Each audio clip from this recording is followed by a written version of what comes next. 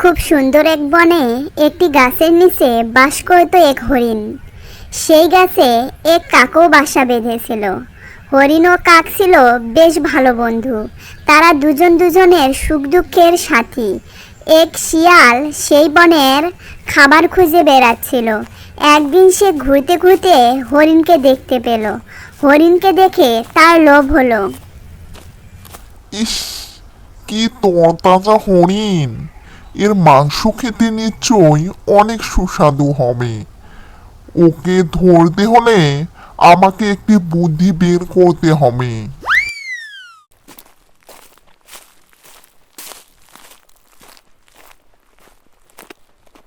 এই যে বন্ধু, তুমি কেমন আছো?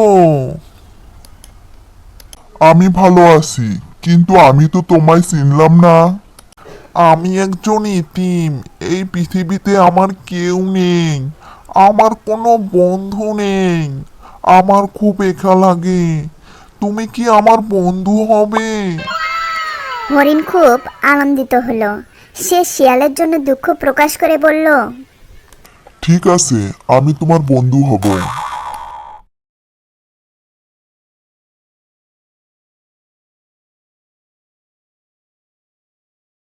বন্ধু, তোমার কাছে যে প্রাণীটা এসেছে সে কে?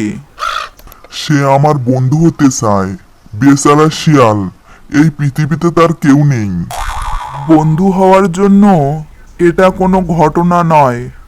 কোনো অপরিচিতকে খুব তাড়াতাড়ি বিশ্বাস করা মোটেই উচিত নয়। এ কথা শুনে শিয়াল মনে মনে খুব রেগে গেল। সে বলল, তুমি আর হরিণ যখন একজন আরেকজনের সাথে প্রথমবার মিলিত হয়েছিলে, তখন কি তোমরা একজন আরেকজনের পরিচিতি ছিলে? এই ব্যাপারে আমাদের মধ্যে শুধু শুধু তর্কাতর্কি করা মোটেই ঠিক নয়। আমাদের আনন্দিত হওয়া উচিত। আমরা তিনজন আজ থেকে একসাথে থাকবো। ঠিক আছে। একদিন শিয়াল দূরে কোথাও চলে গেছে। শিয়াল হরিণকে বলল, এই বনে একই জিনিস প্রতিদিন খেতে কি তোমার খারাপ লাগে না? চলো, আমি তোমাকে নতুন একটি জায়গায় নিয়ে যাব। সেখানে অনেক তাজা ঘাস আছে। সেখানে তাজা ঘাস খেয়ে হরিণ খুবই খুশি।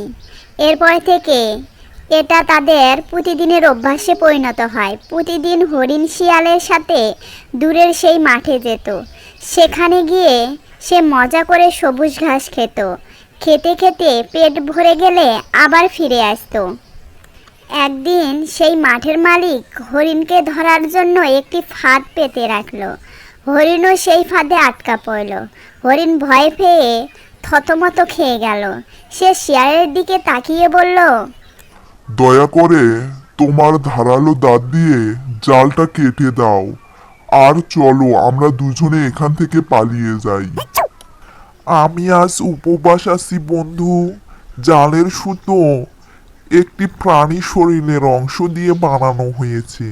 সুতরাং আমি কিভাবে আজ এটা মুখে দেই বলো? আগামীকাল সকালে আমি তোমাকে জাল কেটে মুক্ত করব। তুমি আমাকে ভুল বোঝো না বন্ধু।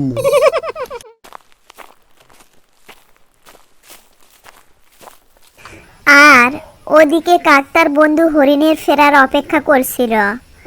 সেই গাছে এখনো কেন হরিণ ফিরে আসছে না সে ভাবতে লাগলো। তারপর সে তার বন্ধুর খোঁজে সেই মাঠে গিয়ে উপস্থিত হলো। সে তার বন্ধুকে জালে আটকে থাকতে দেখে তার খুব কষ্ট হলো।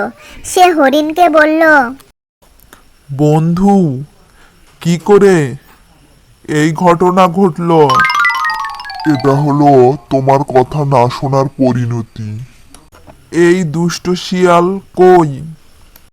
সে ওখানে লুকিয়ে আছে এবং আমার মাংস খাওয়ার অপেক্ষা করছে। বন্ধু, তুমি শুয়ে থাকো এবং এমন ভান করো যেন মারা গেছো।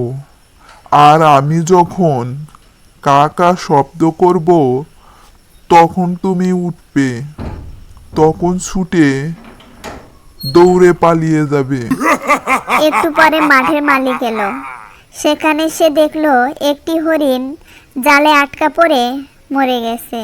সে বিড়বিড় করে বলতে লাগলো, হায় বেচারা হরিণ, এটা তো মরে গেছে। বলেই সে হরিণকে জাল থেকে ছেড়ে দিল। মাঠের মালিক হতবাক হয়ে গেল। সে একটা লাঠি ছুঁড়ে দিল পলায়নরত হরিণের লক্ষ্য করে, কিন্তু সেটা গিয়ে লাগলো শিয়ালের মাথায়। সাথে সাথে শিয়াল সেখানেই মারা গেল। বন্ধুরা লাইক করো, কমেন্ট করো এবং সাবস্ক্রাইব করো।